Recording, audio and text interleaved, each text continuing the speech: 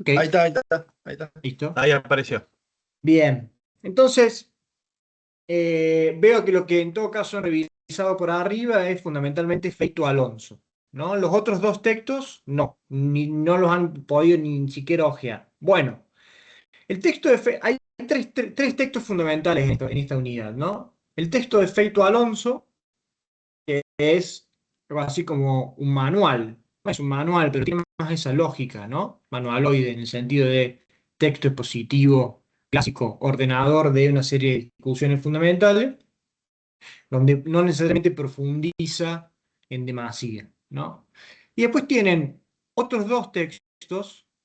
Uno de ellos es no es un compendio, es un trabajo por varios investigadores, son jóvenes investigadores del año 2016, que implica una muy buena síntesis de múltiples enfoques de clases sociales, o sea, de esquemas de clases sociales.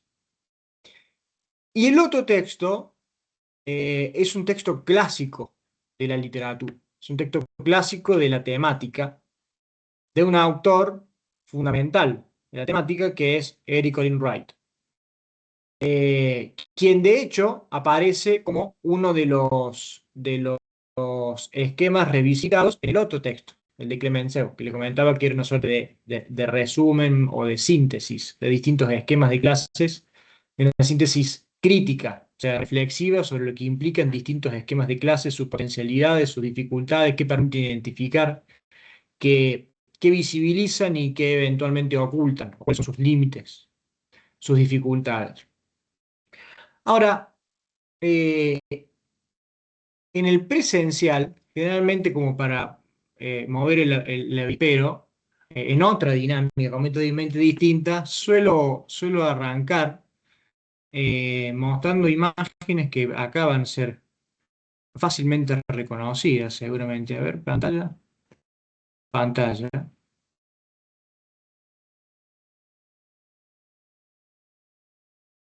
Porque esta unidad va de las que se ve o no se ve nada.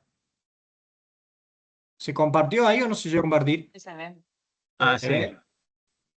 ¿Se Se ve? ve, está, no lo pusiste en modo presentación, pero se ve bien. Ahora, ahí va. Eh, porque la unidad de esta, o sea, en las primeras tres unidades estuvimos discutiendo fundamentalmente teoría, ¿no? Y estuvimos girando en torno a las preguntas, inquietudes, ¿no? Fundamentales de la sociología y de la sociología económica como disciplinas, ¿no? Eh, y fueron discusiones eminentemente teóricas. La segunda etapa de la materia tiene por finalidad indagar o utilizar aquel herramental teórico para pasar al análisis, aunque sea introductorio, de actores concretos, vale decir, actores sociales eh, geográficamente situados e históricamente y contextualmente situados.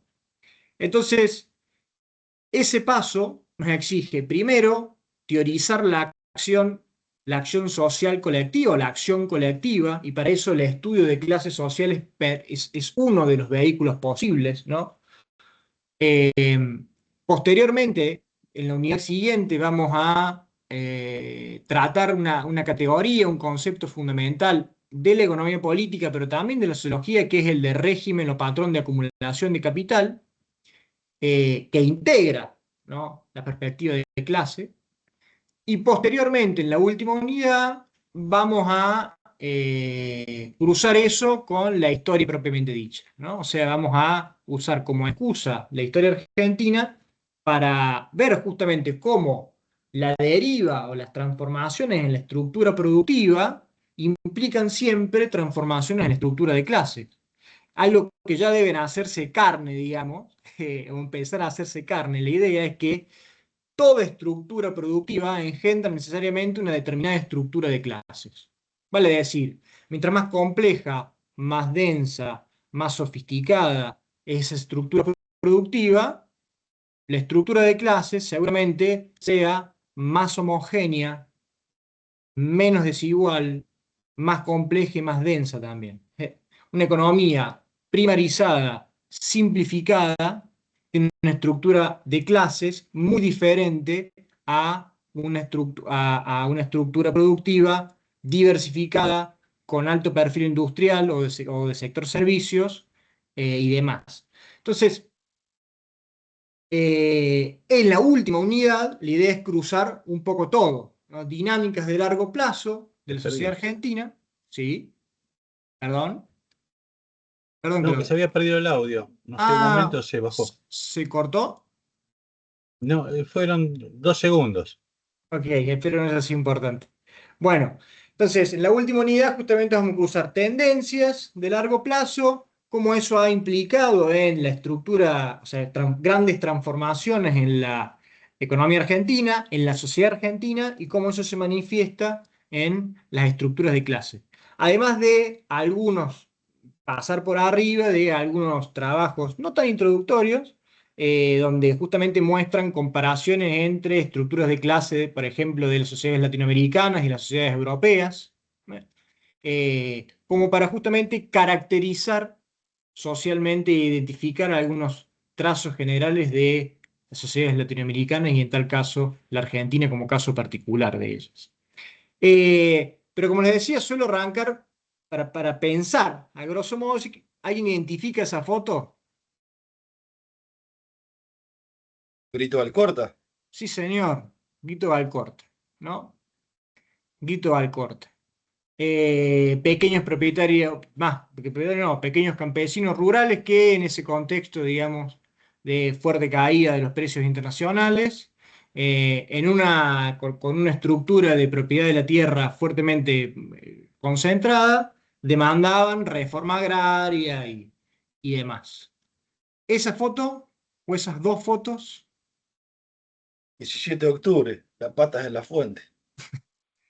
los cabecitas negras y patas sucias que por efecto aluvional llegan a la Plaza de Mayo cuando bueno, Farrell había mandado a Perón a Lila Martín García y lo tienen que llamar rápidamente para que los desaloje de la plaza, básicamente. Eh, esa acerca en el tiempo. 2008. Bien, 2008. 2008, conflicto por la 125, el diseño de la resolución 125 por parte de Martín Lustó, que implicaba la aplicación de retenciones móviles, que ya existían las famosas retenciones o derechos de exportación sobre los granos, que es la principal producción de la pampa húmeda. Bueno, implica fuertes alzamientos de el sector agrícola en general y de las patronales agropecuarias en particular, articulados en la mesa de enlace, que articula distintas fracciones del capital, porque uno podría pensar que en esta foto, ¿no?, va a estar surgiendo ahí en torno a ese momento, no quiero meter la pata, pero quiero estar casi seguro, una de las representaciones patronales de la producción agropecuaria, que es Federación Agraria, Federación ¿no? Agraria, sí. Sí. Sí, y Federación Agraria, que en ese momento estaba disputando contra la sociedad rural, o uno puede pensar que institucionalmente los otros sectores estaban representando a la sociedad rural, como los grandes propietarios rurales, en este otro momento integra la misma mesa de enlace con la misma consigna. O sea, ¿qué transformaciones tienen que haber En- ocurrido puedo en el acotar que agro argentino? en el ¿Cómo? Para... acta. Ah, perdón. Sí, sí, sí, sí. No, te iba a decir que en el acta fundacional de Federación Agraria llama al proletariado agrario. Bien. No eran propietarios, sino que eran trabajadores del campo, digamos. En ese contexto sí, pero no siempre, pero sí bueno, varias décadas después, Claro, sí, sí, sí. eh, representan otro sujeto social, ¿no? Y de hecho integra la misma mesa de enlace. ¿Mm? La famosa mesa de enlace que era justamente quien articulaba a los distintos sectores del agro con sus distintos intereses. Pero, Y sociedad rural ya existía. sí, eso claro Sociedad es, rural pero ya existía. sí, sí, sí. Y acá, más allá del día, más allá del día, en la izquierda tenemos 9 de diciembre de 2015. Puede ser, no tengo la fecha, puede ser, no tengo la fecha, pero es un gran acto de aquellos que suele movilizar la clase obrera organizada, ¿no? Que uno podría ahí ubicar dentro de la CGT y aledaños. Y enfrente, en la otra foto, hay otro sector de la otra fracción de la clase obrera. Dice ahí CETEP, bueno, en su momento, bueno, puede ser Grabois, la representación política de ese espacio, ¿no? O sea, son un sujeto de la clase obrera que es emergente recién en los 90, fundamentalmente, que es parte de los que están ajenos a, o sea, al circuito de acumulación y valorización del capital. Esto es eh, distintas expresiones de, no es de la marginalidad, porque es más cosa, pero es trabajadores informales. No sale el Son los término, ¿no? llamados movimientos sociales. Sí, los movimientos sociales, los movimientos populares, bueno, el movimiento popular engloba todo, ¿no? Pero sectores fundamentalmente informales, ¿no? Que era un sujeto social que en la década del 60 y en la década del 70 era relativamente marginal en la estructura de clases de Argentina y que desde, sobre todo en los 90, o sea, con el proceso aceleradísimo de desindustrialización, aparecen estos sujetos y luego se van a constituir un sujeto clave a lo largo de los 2000, ¿no? Bueno, acá hay un partido transversal. ¿Quién tenemos de los dos lados? O sea, del lado izquierdo es de Acevedo, que era presidente de la UBIA. Hoy el presidente de la UBIA, que viene de la COPAL, es. ¿Cómo fue el nombre? Eh, bueno, se me fue. El presidente de la COPAL, actual presidente de la UIA, está al lado de Javier Milei. ¿Cuál es el punto ahí? O sea, cierto partido transversal del capital, cierta fracción del capital industrial, ¿no? Eh, Esta es otra cosa, donde tienen pertinencia los estudios de clase. Eh, Ahí lo que tenemos ese es el resultado de el plebiscito que se hizo en el año 2020 en Chile, en el contexto de la reforma o no de la Constitución de Pinochet, ¿no? Ese es un mapa de la ciudad de Chile y cómo estaba repartido el voto del no, o sea, el no a la reforma constitucional. Si ustedes, bueno, si alguien tiene dimensión de cómo es Santiago, pero básicamente en ese norte rojo se encuentran los barrios de Vitacura, Las Condes, Providencia, es decir, los sectores más acomodados de Santiago de Chile, mientras que en el centro sur se encuentran sectores medios y sectores populares, donde es muy evidente en esa imagen cómo, bueno, el norte más acomodado, expresaba claramente, en general, un rechazo a la reforma constitucional, eh, muy diferente a los que expresaba el sur. Y esto es otra cosa, elecciones 2015, 2019, 2023, 2015, balotage, Cambiemos, no sé si se llamaba Frente por la Victoria, en el momento sí creo que Frente por la Victoria, 2019, Juntos por el Cambio y Unión por la Patria, hay cierta equivalencia ahí, ¿no? Por ahí más que de clase en términos de sectores, cómo cruzar, es posible, en todo caso es como pregunta, es posible pensar que ese centro está organizado en torno a ciertos sectores productivos que pueden tener cierta afinidad con determinado modelo de desarrollo de país que impulsaba en todo caso Cambiemos, mientras que el norte y el sur no necesariamente así. Sí, no, hasta cuánto, cuáles serían los límites de una interpretación semejante. Pero sí observamos que hay cierta correlación que en todo caso en el 2023 a priori pareciera quebrarse, ¿no? O al menos no ser tan directa esa relación. ¿Cuál es el punto de todo esto? ¿No? ¿Para qué sirven los análisis de clase? ¿Qué son las clases sociales? ¿No? Entonces, yendo a ese qué son, cómo estudiar las clases, para tratar de ordenar la discusión, ¿no? Vamos a decir primero que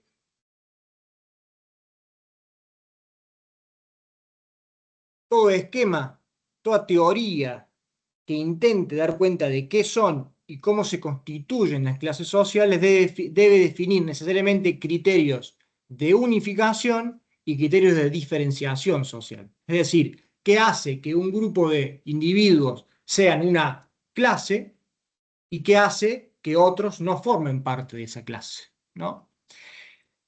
Existen, el texto de Feito Alonso creo que es bastante claro en ese sentido, existen, ¿se ven lo que comparto o no?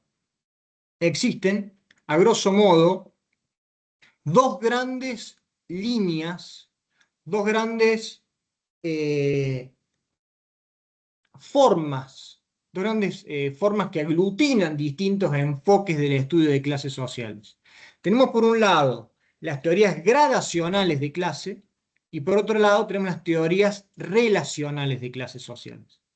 Las teorías gradacionales de clase son aquellas teorías que ordenan a los individuos en clases sociales en función o en la medida en que estos individuos poseen algún atributo particular, ¿no? Imaginemos, por ejemplo, ordenar a los individuos en función del nivel de ingreso, ¿no? Entonces defino los individuos que van de cero, que perciben entre 0 y 500.000 pesos, entre 500.000 y 1.000.000, entre 1.000.000 y 5 millones, entre 5 millones y 10 millones, y 10 millones para arriba, ¿no? O sea, ordeno a los individuos en un orden cuantitativo en la medida en la cual poseen algún atributo particular. ¿Mm? Podría ser, ingreso es un ejemplo, podría ser por nivel educativo, podría cruzar distintas variables, nivel educativo y nivel de ingreso, podría ser por sexo, podría ser, en fin, el criterio que define el investigador en función de lo que quiera visibilizar. Esas teorías gradacionales son eminentemente y por construcción taxonomías estáticas. ¿Qué quiere decir que sean taxonomías estáticas? Quiere decir que permiten, en función de ese criterio que se establezca, ordenar a los individuos en una foto de la sociedad, pero no nos dice nada esa foto acerca de los vínculos entre los individuos, no nos dice nada de esa foto acerca de por qué los individuos se encuentran en ese lugar, ¿no? O sea, tienen, así como tienen gran potencialidad para ordenar, son bastante inútiles, por decirlo por ahí muy burdamente, para dar cuenta acerca de por qué se llegó a ese ordenamiento, ¿no? O sea, cuáles son los procesos históricos que, en todo caso, llevaron a los individuos a tal o cual lugar. Creo que, no sé si es, Carlos, Y ¿tenés una sí, inquietud? Sí, sería, por ejemplo, las clasificaciones o las métricas que hace el censo, que ubica a la gente por distintas cuestiones por ejemplo, económicas y no, por geográficas, lo que ejemplo, sea. por Si tiene ejemplo, sí, trabajo, lo que sea. por Clase ejemplo, media, sí. clase alta, eso es una clasificación de ese tipo. Esa es una clasificación. Si clase media y clase alta responde a ingresos, y clase media se define como aquellos que van de tanto en tanto, y clase alta de tanto en tanto, y clase baja, comillas, de tanto en tanto, podría ser un ordenamiento gradacional. Se define grados, ¿no? Por eso es Claro, gradacional. Es un ordenamiento cuantitativo en grados en función de la medida en que poseen ese atributo. Por ejemplo, en este caso, ingresos, pero podría ser otro atributo, ¿no? vivienda, o lo que sea, claro. Está claro. Son ordenamientos, Cualquiera. son taxonomías, ordenamientos estáticos, son fotos. ¿Mm? Tienen la potencialidad de otorgar bastante precisión, o sea, es una foto con buen pixelaje, si es pertinente y está bien hecho, ¿no? O sea, con alta definición, pero no nos dice nada acerca de la película. Son ordenamientos que a veces nos permiten hacer estudios de posición de clase, o sea, de la identificación. Las teorías relacionales, en cambio, constituyen a las clases en relación. Constituyen a las clases sociales en relación. Es decir, solo una clase existe porque existe la otra. ¿Mm? Son ordenamientos, en cambio, versus los gradacionales, fundamentalmente cualitativos. Siendo más concreto y dando un ejemplo. Lo que define la posición o situación de clase de un individuo desde el punto de vista marxista, es el lugar que ocupa en el proceso productivo, o su vínculo con, o la propiedad o no de los medios de producción, ¿no?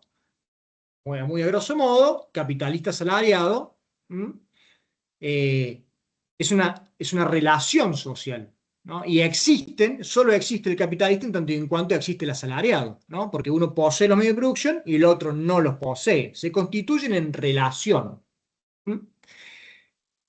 Son ordenamientos cualitativos. El capitalista no es quien tiene más ingresos que el asalariado, es quien posee los medios de producción. Lo que define ahí es la relación social, no la magnitud del atributo que poseen, ¿no? Y son ordenamientos dinámicos, en tanto y en cuanto, a diferencia de las teorías gradacionales, tienen mayor potencialidad para dar cuenta de la película. Son más rudimentarios para dar cuenta de la foto, es decir, no son tan precisos para la foto. ¿Mm? Tan precisos para dar cuenta para la caracterización de una sociedad. ¿Mm? Al menos con el grado de precisión que permiten los enfoques gradacionales. Sin embargo, en tanto y en cuanto desde estas teorías es posible inferir cierto comportamiento agregado por los rasgos y las características de la clase, o sea, en función de eso es que tienen potencialidad para pensar procesos históricos, ¿no? Al menos para ordenar procesos históricos a mediano y largo plazo. Entonces, permiten estudios de posición, permiten estudios de relación y permiten estudios de trayectoria, es decir, de transformación de las clases, de cambio, por tanto, y eventualmente de conflicto, de diferencias, de disputa. Por eso, esos distintos colectivos que le mostraba antes como excusa, ¿no? Para pensar justamente cómo en ciertas circunstancias determinados grupos pueden actuar como clase, ¿no? Siempre, Claro, Facu, pero la sí, clase requiere, porque en esos grupos que vos marcaste había algo que era no sé, por ahí me confundo, pero lo ideológico era como que los unía, que hay un montón de cosas que los unen. En una clase no necesariamente tenemos que compartir otras bueno, cosas más allá de la variable que nos bueno, ahí aglutina, digamos. es muy buena la pregunta, porque ahí depende de cómo pensemos las clases, ¿no? Es decir, vamos a ver que hay teorías de clase que efectivamente tienden a asociar directamente la acción colectiva con la clase, mientras que hay otras teorías que hablan por lo menos de mediaciones y eventualmente no trazan un vínculo directo entre la situación de clase y la acción colectiva, ¿no? Eh, Vamos a ser más concretos. Cierto marxismo ortodoxo asociaba acción de clase con clase social. Pero en Weber ese vínculo no es tal, ¿no? No existe como tal. No necesariamente la clase se constituye en clase en sí, vale decir, no necesariamente cierta clase actúa siempre y en todas circunstancias en función de intereses materiales o lo que fuera, ¿no? Y mucho menos, eh, la clase implica conciencia de clase. No, o sea, es decir, eh, ni hablar los estudios neomarxistas y neoweberianos, distinguen claramente la clase por cuestiones objetivas de la subjetividad de esas clases, ¿no? ¿Cómo es ese nexo? Bueno, hay que pensarlo y eventualmente en qué contexto se activa, por qué no, porque sí. Es más complejo, diríamos, ¿no? La discusión es más en el presente. Pero ya vamos a llegar. Diré Una entonces, pregunta, sí, sí, en esto de las teorías relacionales sobre todo, me pregunto si se considera la posibilidad de que un mismo individuo, este, en circunstancias de su vida actuales, por ejemplo, esté ocupando puestos en dos clases distintas.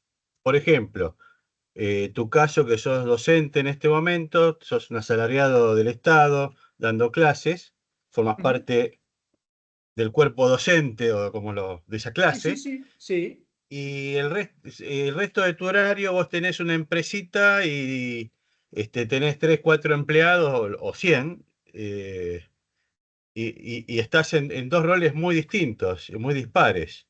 Ujú. Eh, ¿Cómo funciona eso? Bueno, recordemos que siempre acá estamos pensando en el agregado, ¿no? Estamos pensando en el agregado, o sea que quiero decir, ¿qué incidencia tienen los casos particulares respecto del agregado, ¿no? Si eso constituye una norma o si eso constituye casi una excepción. Y bueno, eh, En pero algunos sí, casos puede ser norma y otros puede ser excepción. Vos tenés los bueno, médicos, por ejemplo, que trabajan en el hospital público y tienen su consultorio privado, es un por ejemplo, excelente y ejemplo, te, ¿sí? te vas a operar y te piden miles de dólares para que te opere ese médico. Y Bueno, no te cubre la obra social. ese es un excelente caso. Y que indudablemente, ahora ya vamos a llegar, me van a obligar a acelerarme, pero sí, los enfoques actuales de clase identifican esa situación. Identifican esa situación. Voy rápido. Y en alguna parte no diferenciaba eso, la clase del estatus, que el estatus unía más, creo que leí algo así, que el estatus es más aglutinador que, la, que lo económico, digamos, que por ejemplo una acción económica. Sí, No puede sé ocurrir si lo- perfectamente. Perfectamente. El ejemplo que daba Carlos es muy bueno para eso.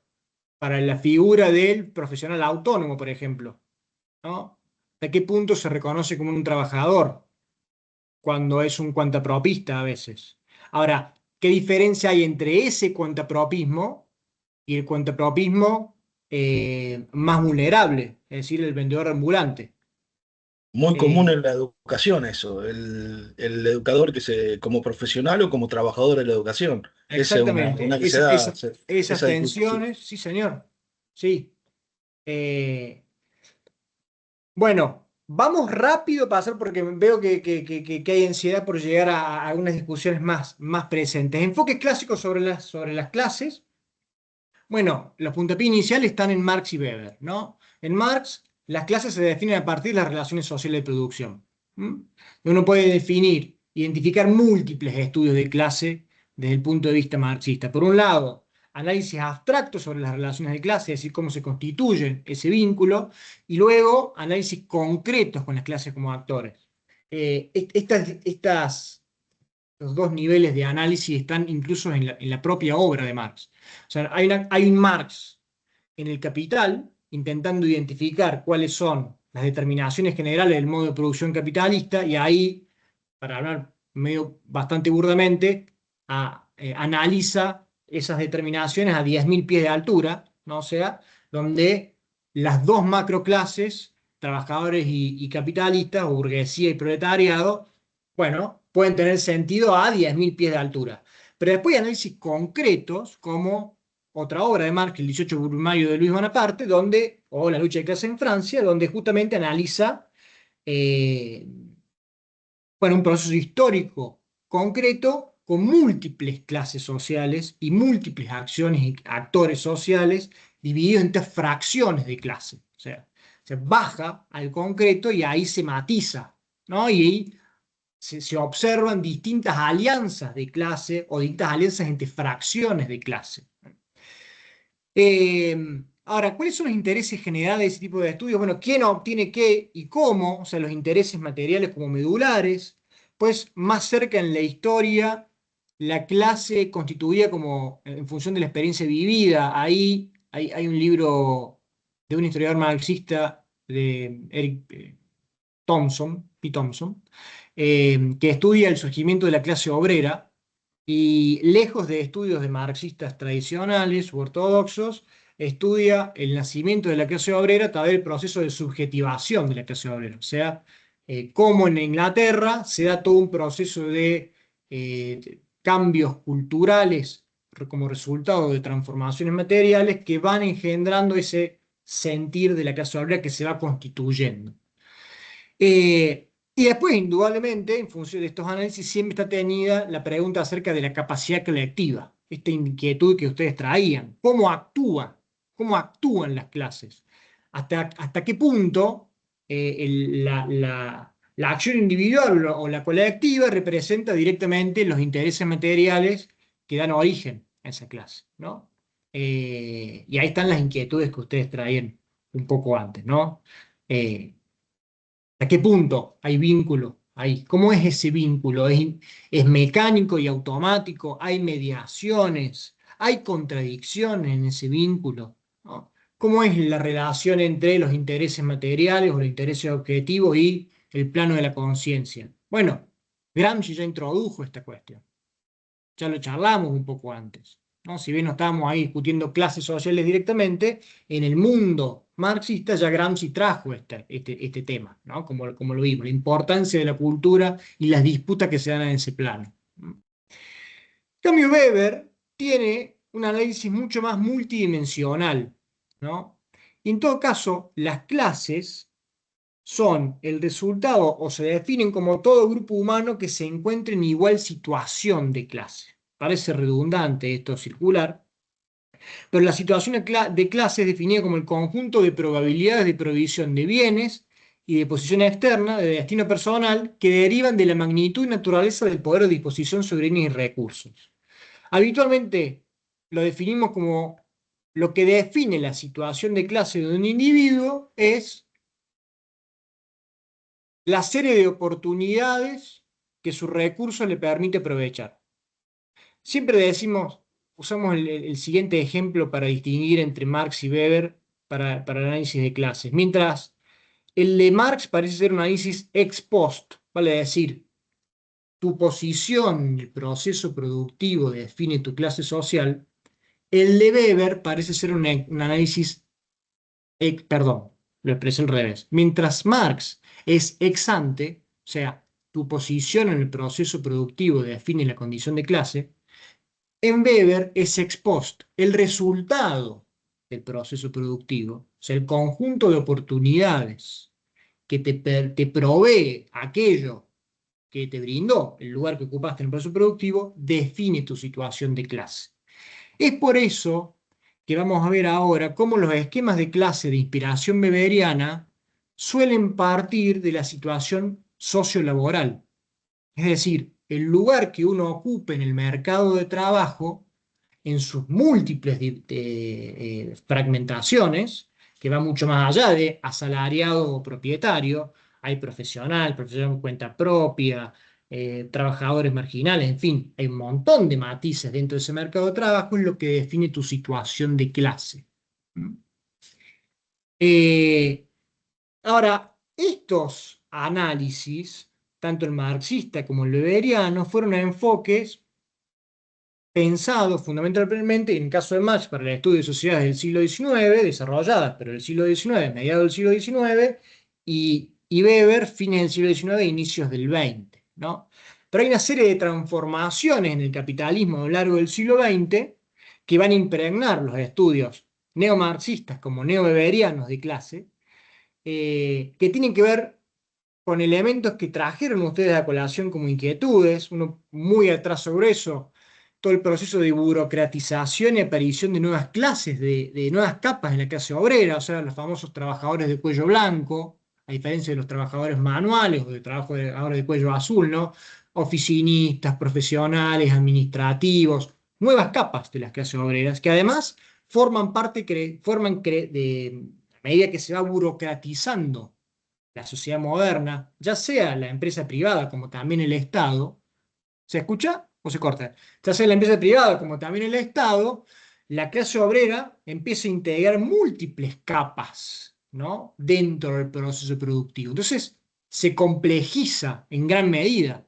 Además, aparece otra figura, ¿no? En estas sociedades modernas occidentales y después las orientales, que es el del crecimiento de los profesionales autónomos.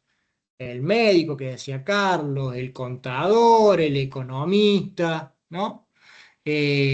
que prestan servicios, que no perciben un salario, que facturan servicios, diríamos hoy, que son monotributistas o autónomos, depende cómo se posicionen.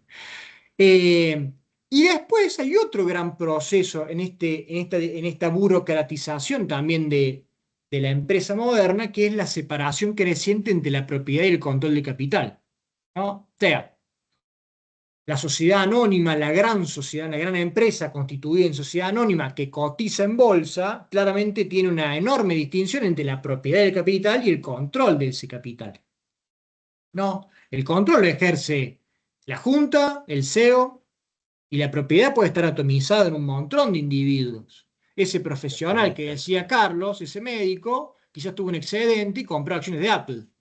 Nadie va a pensar que por eso se transforma en un capitalista de Apple, ¿no? ¿Cómo pensar el vínculo ahí entre la propiedad y el control del capital? Parece No, pero cierta tecnoburocracia, ¿no? Sí, Carlos. lo que pasa es que también hay otra cuestión acá, porque estamos hablando de propiedad como si fuera la única forma de producir riqueza, la propiedad.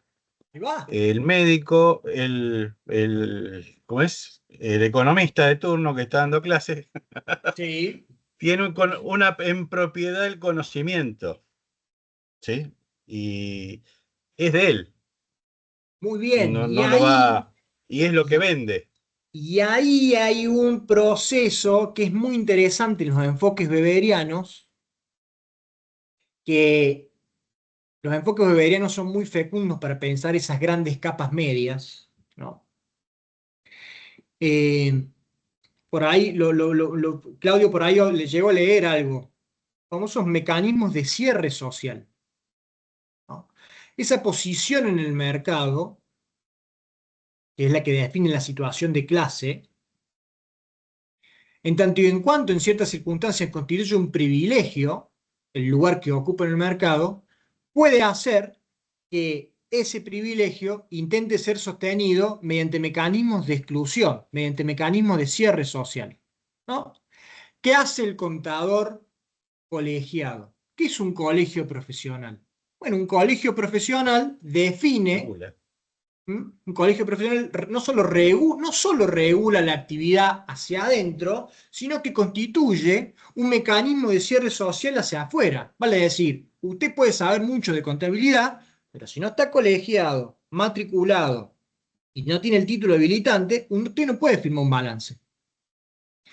Usted, por las famosas, o sea, las disputas profesionales, está plagado de mecanismos de cierre social. O sea, mecanismos de exclusión social.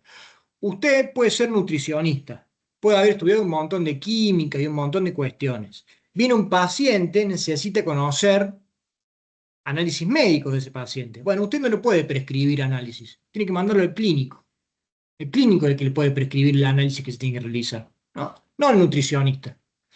Usted es psicólogo, ¿no? Y quizás puede estar en condiciones de medicar, pero no puede hacerlo. El que puede hacerlo es el psiquiatra, ¿no? Pero eso no forma parte de la burocracia, Eso forma porque, parte, sí, indudablemente que se burocratizan las actividades, pero en ese proceso de burocratización también existen mecanismos de cierre social, ¿no? Como lo llama Weber, ¿no? Mecanismos que permiten sostener privilegios y situaciones de clase, en tanto y en cuanto son mecanismos de exclusión.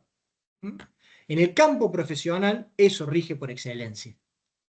Usted, ahí que Carlos estaba renegando, usted va a estudiar contabilidad, puede eventualmente ser muy hábil para llevar adelante la contabilidad, pero como economista no va a poder firmar el balance. Esa es una prerrogativa que tiene el contador. Es un mecanismo de cierre social. ¿Mm?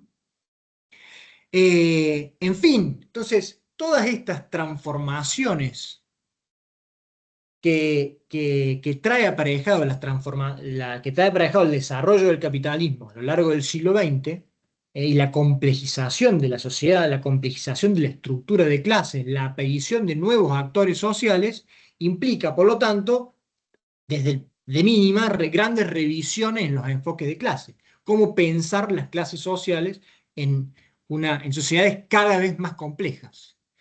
Y ahí los estudios neomarxistas y neoweberianos justamente intentan de alguna forma incorporar estas transformaciones. Voy a ir pasar brevemente cómo, después vamos a ir al caso concreto, cómo eso se expresa en distintos esquemas de clase. Ahora, ¿cuáles son las grandes divergencias que siguen existiendo entre neomarxistas y neoweberianos que en la práctica los investigadores cruzan, porque son fecundos ambos marcos teóricos para estudiar distintas cuestiones? Bueno, los neomarxistas tienden a vincular más directamente, no necesariamente de forma mecánica, pero sí más directamente, los conflictos de clase y el desenvolvimiento de la historia, un rasgo presente en el materialismo histórico como herencia cultural, ¿no? Pues otra diferencia es la de, para los marxistas, ¿no? La diferencia de clases puede implicar explotación y dominación, mientras para que los neobeberianos la categoría de explotación no siempre está presente y en cambio hace mucho más hincapié en la de dominación. Es decir, que no necesariamente las clases constituyen relaciones de índoles antagónicas, que es algo que sí prima en el campo marxista. Y de nuevo, en relación al primer punto, el vínculo entre clase y acción colectiva en los enfoques weberianos no es automático, ¿no? En todo caso, hace falta eh, precisar, contextualizar y comprender en qué circunstancias pueden activarse esos mecanismos. En qué circunstancia esos campesinos rurales se organizan y constituyen el grito de Alcorta. ¿En qué circunstancias esas patronales rurales se organizan y movilizan el interior agropecuario en defensa de ciertos intereses particulares? ¿En qué circunstancias esos trabajadores obreros del cinturón industrial de Buenos Aires, de la provincia de la ciudad de Buenos Aires hoy, se movilizan para llegar a a la Plaza de Mayo y poner las patas en la fuente, ¿no? O sea, ¿cómo es ese vínculo entre acción colectiva y clase? Bueno, indudablemente que depende de múltiples matices. Ahora, se me fue. Un elemento, ¿se ve la última problemática específica de América Latina? Bueno, un elemento que no pueden identificar, o sea, los estudios de clase en América Latina tienen un surgimiento en torno a la década del 60, del 70 y ni hablar en el presente, ¿no? Se extienden hasta el presente. Ahora, un rasgo de América Latina y de la situación periférica en general, o sea, de los países periféricos,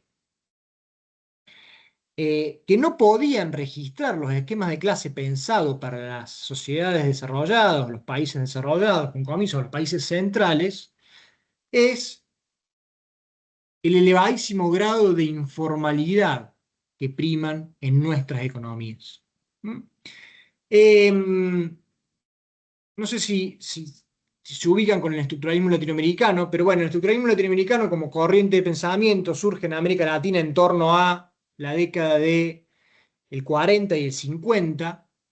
Va a tener muchos matices en su desarrollo, pero surge como contestación a lo que en ese momento se constituía como la teoría del desarrollo dominante, cierta teoría del desarrollo que prescribía que para los países subdesarrollados, si seguían una serie de recetas que eran las que habían seguido supuestamente los países desarrollados, tarde o temprano se transformaban en desarrollados. Eso se sintetizó luego como la teoría de la modernización. El estructuralismo latinoamericano, en cambio, discutiendo contra esa perspectiva, empezó a pensar el subdesarrollo como la otra cara del desarrollo, ¿no? Entonces, en un esquema centro-periferia, es decir, ordenando al mundo en un esquema centro-periferia, distinguiendo los países centrales de los periféricos, todo esto para llegar a donde estoy introduciendo todo esto para llegar a un punto observan o distinguían a los países centrales, es decir, a aquellos donde el capitalismo había surgido y se había desarrollado de forma autónoma, se caracterizaban por tener estructuras productivas homogéneas y diversificadas. Esto es, dado que se insertaban en la División Internacional del Trabajo a partir de la provisión de múltiples bienes y servicios, por eso eran 10 países cuya estructura productiva estaba, o su matriz exportadora estaba diversificada, al interior su estructura productiva era relativamente homogénea. ¿Qué quiere decir homogénea? Que las distintas ramas de la producción gozaban semejantes niveles de productividad, o en todo caso la brecha de productividad es relativamente escasa, relativamente corta. Por lo tanto, como siempre toda estructura productiva engendra una estructura social, esas estructuras sociales eran mucho más homogéneas. En cambio, la situación periférica, como por ejemplo los países latinoamericanos, se caracterizaban en general por tener estructuras productivas sumamente heterogéneas y por lo tanto una matriz exportadora profundamente especializada. En la División Internacional del Trabajo se insertaban a partir de la provisión de pocas materias primas o pocos bienes y servicios, y eso engendraba al interior una estructura productiva fuertemente desigual, fuertemente heterogénea, en donde coexistían sectores o ramas de la producción con altísimos niveles de productividad, pensemos la pampa húmeda en la década del 60, con otros sectores bajísima el nivel de productividad, o al menos con una brecha bastante elevada el nivel de productividad respecto de esos sectores. Entonces, la otra cara de esas estructuras productivas eran estructuras sociales fuertemente heterogéneas, fuertemente desiguales, en donde aquellos sectores vinculados a la provisión o la producción de esos bienes con altos niveles de productividad gozaban de estándares de vida muy diferentes a los otros sectores. Entonces, esa discusión terminó cuajando en los estudios de clase en cómo identificar a través de los estudios de clase los enormes grados de informalidad, los enormes grados de marginalidad latentes o presentes en las sociedades latinoamericanas, ¿no? Argentina, en ese caso, quizás ha sido, por lo menos hasta mediados de la década del 70, la, comillas, diferente de América Latina. En tanto y en cuanto cierto proceso de industrialización con determinadas instituciones, digamos, que se fueron desarrollando, eh, la, la diferenciaron junto a otros países de la norma de América Latina, ¿no? Pero esa dualidad, imaginemos economías como la paraguaya, la de Perú hasta el día de hoy, ¿no? La de, ni hablar los países centroamericanos, ¿no? Que están insertos a partir de la provisión de escasísimos bienes y servicios en la División Internacional del Trabajo y que tienen economías de enclave, ¿no? Los famosos, bueno, la idea de la República Bananera alude a muchas cuestiones, pero a veces en la literatura los enclaves tienen esa lógica, es decir, ¿por qué llamaban economías de enclave? Porque esos enclaves productivos no derramaban al resto de los sectores, ¿no? Entonces había escasísimos encadenamientos y por lo tanto, más que mercados laborales duales, mercados laborales con muy pocos individuos vinculados a esa actividad que permitía generar rentas diferenciales y el resto de la sociedad realizando tareas de otro nivel de productividad que implicaba muy desiguales niveles de oportunidades de vida. Entonces, las críticas que se van a hacer desde estos posicionamientos hacia los enfoques, ya sean neomarxistas o neoweberianos, pensados para los países desarrollados, era que justamente no identificaban categorías de análisis capaces de identificar esta dualidad de mínima en los mercados laborales y por lo tanto en las condiciones de vida generales de la población. Con todo esto, podemos ir a ver tres casos concretos de enfoques de clase en la literatura, ¿no? De enfoques o de esquemas de clase en la literatura. Y lo podemos ver a través de... ¿Se ve ahí? ¿Se entendió algo hasta acá o nada? Lo veo haciendo muchas caras raras. Ahí se lee bien, ¿eh? Y ¿Se lee bien? Esta Bueno, esto última que... parte es si compleja, lo ¿eh? puedes, bueno, No, agrandar más no da. eh, ¿Qué es un Word eso? Ahí está mejor, me eso parece, ¿no? es, eso El es Word. un esquema de clases. Es el esquema de clase de John Goldthorpe, muy utilizado en la literatura de estudio de clases, ¿no? Es bueno, un neo-weberiano, él no se reconoce como neo-weberiano, en fin, pero uno podría pensar que tiene cierto raigambre weberiano en tanto y en cuanto las clases sociales son resultado de la situación sociolaboral, ¿no? Eh, entonces, construye 8 grandes clases. Por un lado, profesionales, administradores y oficiales de alto nivel, directivos de grandes establecimientos. Por otro, profesionales, administradores y oficiales de bajo nivel, empleados de rutina no manuales, empleados de rutina no manual de bajo nivel, pequeños propietarios, artesanos sin empleados, agricultores, arrendatarios, técnicos de nivel inferior, trabajadores manuales calificados y no o semicalificados y no calificados, y trabajadores agrícolas. Ese esquema de clases es el esquema típico, uno de los más utilizados, como enfoque neo-weberiano, y quien lo desarrolló es John Goldthorpe. Como pueden ver, asocia las oportunidades de vida a la situación sociolaboral, ¿no? Eh, un esquema muy diferente, esto está en la literatura, yo estoy pasando por alto, está todo en la literatura que ustedes tienen, y buscando el que desarrolló Eric Olin Wright. Está Wright ¿En qué desarrolló época fue el anterior? ¿En qué el de año? Goldthorpe. El de Goldthorpe es contemporáneo, creo que Ah, es bien contemporáneo. El de Gary Wright, en tanto, bueno, acá de nuevo, muchos marxistas no lo consideran marxista Wright, pero más allá de esas discusiones, que tiene un poco de relevante acá en este punto, observen que acá identifica, o sea, ordena a los individuos, es un enfoque relacional que cruza elementos gradacionales, o sea, es un enfoque integrado, donde tenemos, por un lado, observen esa matriz, tenemos dueños de medio de producción por esta columna y, por otra parte, no dueños de los medios de producción. Pero, como justamente explica poco esa gran distinción, al interior hay múltiples distinciones en función de distintos criterios. Porque la propiedad o no propiedad del medio de producción, uno lo puede observar en este eje, o sea, recursos del medio de producción. Pero después, las clases están ordenadas por otros criterios. Por un lado, los niveles o los recursos de organización.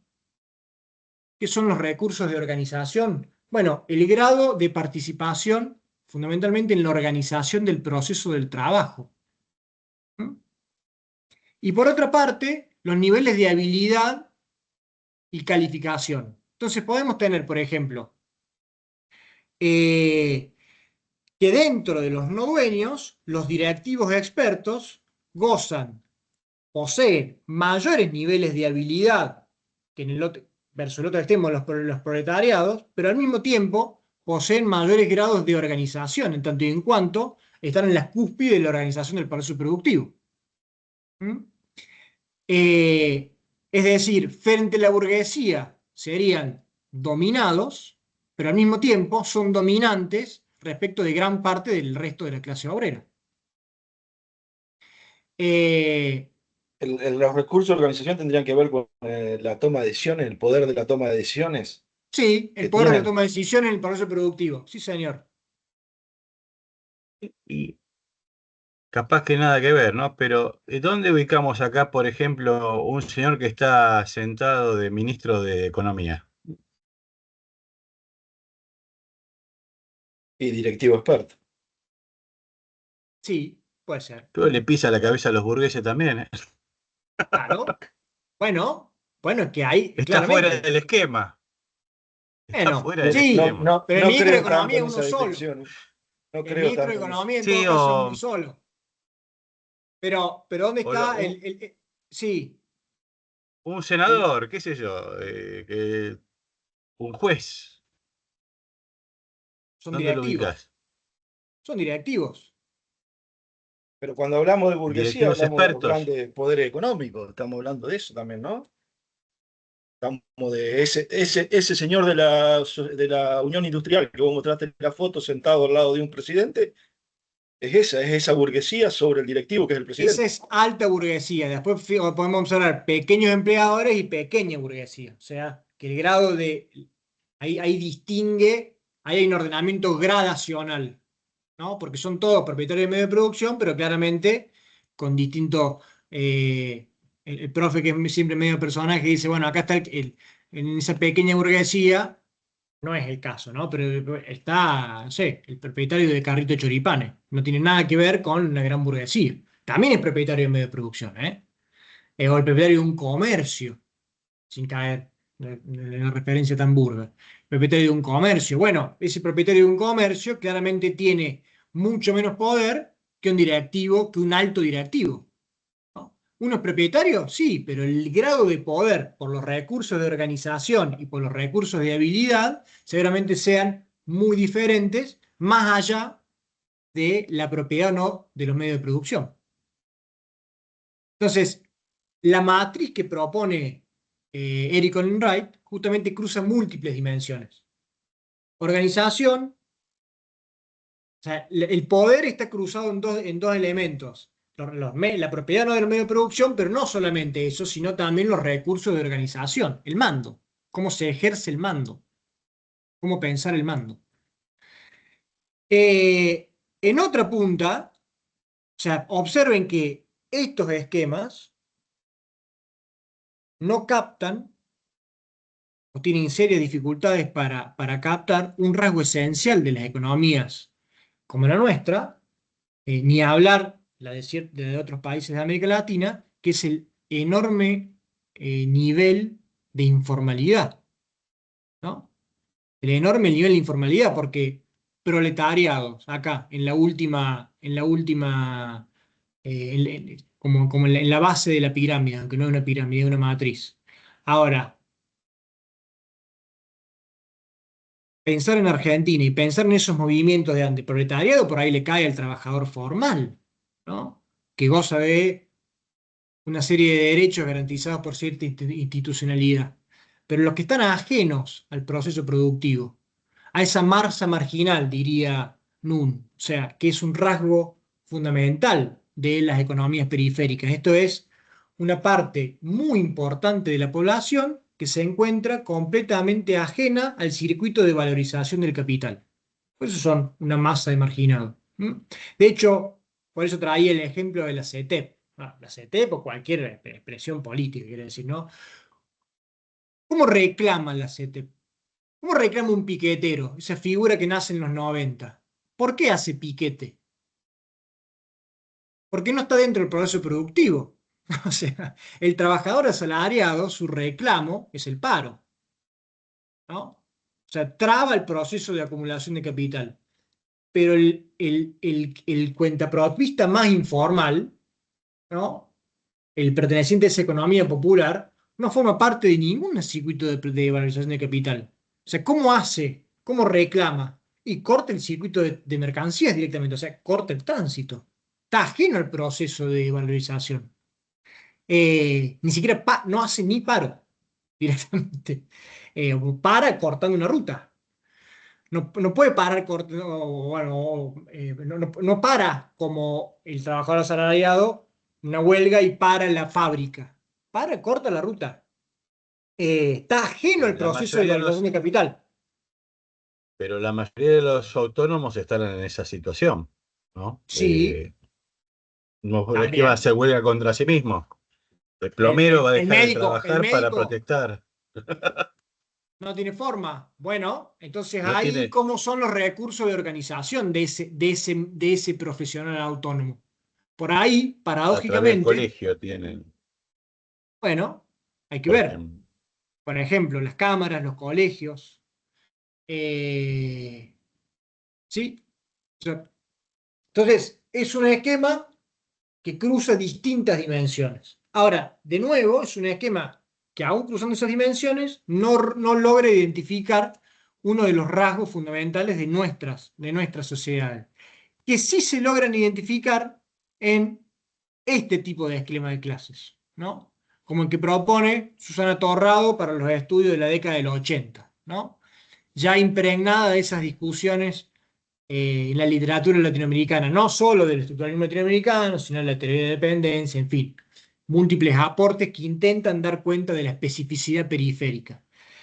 Y ahí tenemos, por un lado, cruce elementos gradacionales, esto de clase alta ubica directores de empresas, clases medias, un estatus autónomo y un estatus asalariado, ¿no? En el estatus autónomo, por un lado, tenemos los profesionales en función específica, pequeños propietarios de empresas, pequeños productores autónomos, y por otra parte, dentro de los sectores medios, asalariados profesionales en función específica, cuadros técnicos, empleados administrativos y vendedores, y la clase obrera, de nuevo, un estatus autónomo, con trabajadores especializados autónomos, un plomero, un gasista, ¿no? Trabajadores especializados autónomos, que no son profesionales, en el sentido, sí poseen una profesión, pero no poseen una certificación, o al menos hay diferencias claras de estatus en esa certificación.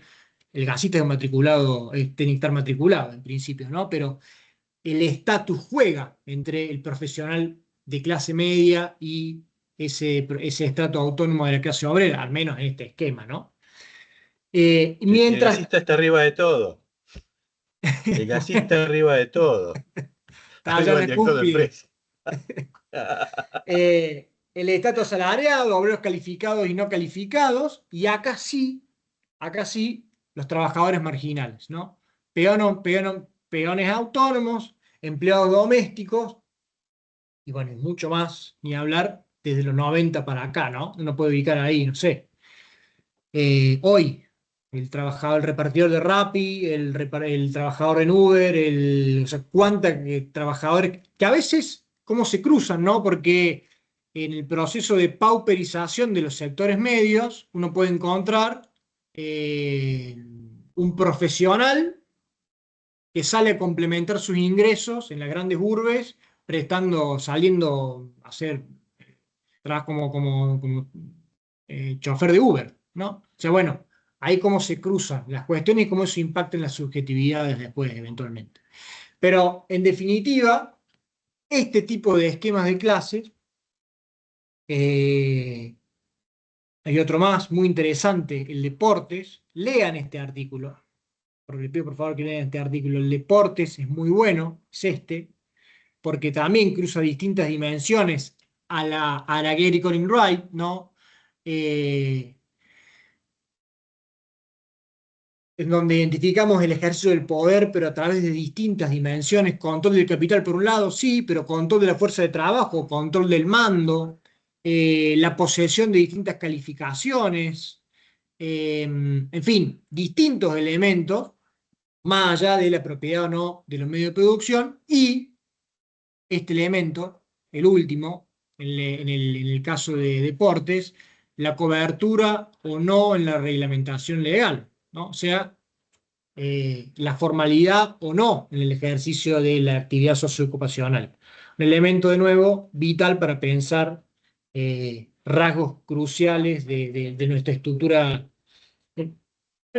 social. Observen que en ese esquema que nos propone Portes, con capitalistas, ejecutivos, trabajadores de élite, pequeña burguesía, proletariado formal no manual, proletariado formal manual, y en el último escalafón, el proletariado informal, ¿no? Que son obreros asalariados sin contratos, vendedores ambulantes, familiares no remunerados. Como cuando vemos en la matriz la situación de ese colectivo, vemos que obviamente no controla el capital, obviamente no tiene control de mando, no posee calificaciones escasas o altamente valoradas, mucho menos subsidiadas, y sin duda tampoco gozan con ningún tipo de reglamentación legal en el ejercicio o en la venta de su fuerza de trabajo. O sea, se encuentran en la base, en esa base, esa pirámide, y son sectores muy numerosos en las economías periféricas como la nuestra, ¿no? Bueno, ¿se entendió algo de todo esto? Tiene mucha literatura para leer, pero creo que, o espero, haber ordenado un poquito algunos elementos. Sí, lo tengo a Carlos ahí metiendo la mano. No sé qué. No los logro ver a todos. Ahí voy a ampliar. No, yo no era, ¿eh? A Claudio, perdón. No, estaba acomodando la pantalla, pero siempre entonces volvemos al concepto de clases como enfocado en el proceso productivo, siempre. Digamos, esa idea Bueno, casi no, marxista. bueno, no necesariamente. De hecho, los que vimos, más que lo que define el lugar en el proceso productivo, hay otros que cruzan el lugar, o sea, no es el lugar en el proceso productivo, sino el lugar en el mercado. En el mercado a la hora de vender tus credenciales. ¿Mm? Esa es la diferencia del enfoque weberiano. Por eso uno es ex ante y el otro es ex post. La idea de ex ante y ex post es media enrevesada, pero eh, antes de que inicie el proceso productivo, ¿qué lugar ocupás? Esa sería una lógica marxista. Después de culminado el proceso productivo, o sea, una vez que están los resultados de la producción, ¿qué te llevaste? Esa sería una lógica weberiana. ¿Entiendes la dimensión? O sea, la Sí, sí, diferencia. sí. ¿Mm? Además de que recordemos, desde el punto de vista weberiano, no hay un vínculo necesario entre clase y acción colectiva, sí la hay en el pensamiento marxista, eh, no hay tampoco en el pensamiento weberiano un vínculo entre dinámicas o conflictos y desenvolvimiento de la historia, sí lo hay en el pensamiento marxista, en fin, hay matices, más que matices, hay cambios, hay diferencias teóricas y metodológicas importantes. En la práctica del investigador, todo esto se cruza, porque todos estos esquemas de clase que hemos visto recién detallados para el estudio concreto, ¿no? Cruzan dimensiones de análisis en tanto y en cuanto la realidad siempre es mucho más compleja que un esquema. Entonces ahí hacen falta un montón de matices y elementos para dar cuenta de esa realidad. En la última unidad vamos a ver estudios que directamente se hacen preguntas acerca de distintos tipos de preguntas y utilizan esquemas de clase para satisfacer esas preguntas. En ese sentido, si están, iba a decir aburridos, pero es pésimo, si están inquietos o les interesa, el libro de Maceira es este, lo voy a compartir para así les comparto el índice. Ven, el índice está en la última unidad, para que lo voy a volver a compartir acá. No me llevo tan bien con este.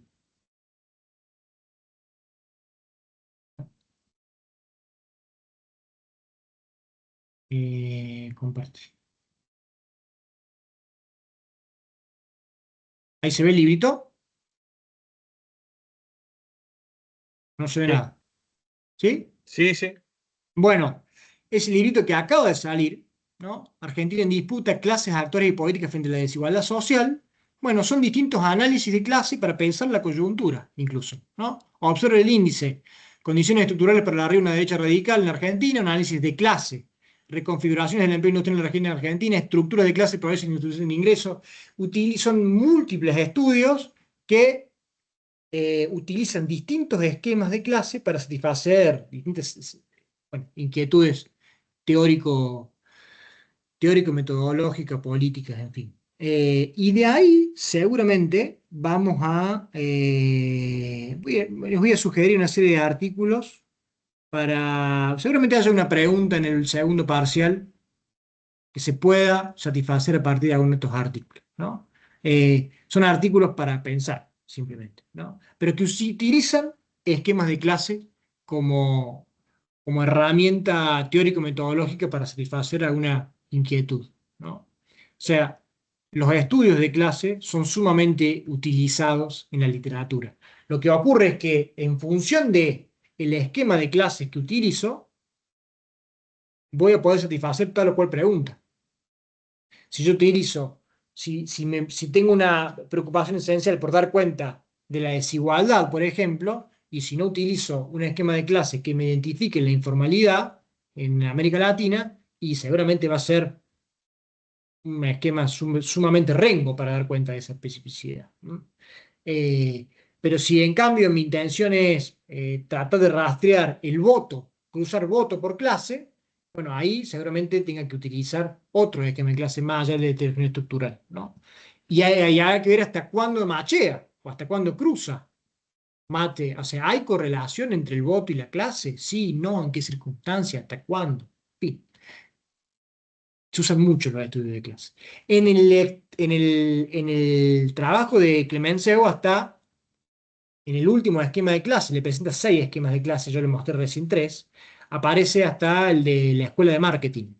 O sea, para el marketing, para el análisis de marketing, se utilizan otros esquemas de clase, seguramente gradacionales. Ahí la intención es analizar niveles y patrones de consumo en función de distintas variables, ¿no? ¿Para qué? Para identificar potencialidad de demanda. Se utilizan en el marketing también esquemas de clase. Voy a dejar de grabar. No sé si se entendió algo. Si no se entendió, no importa, porque seguimos discutiendo. Seguimos discutiendo.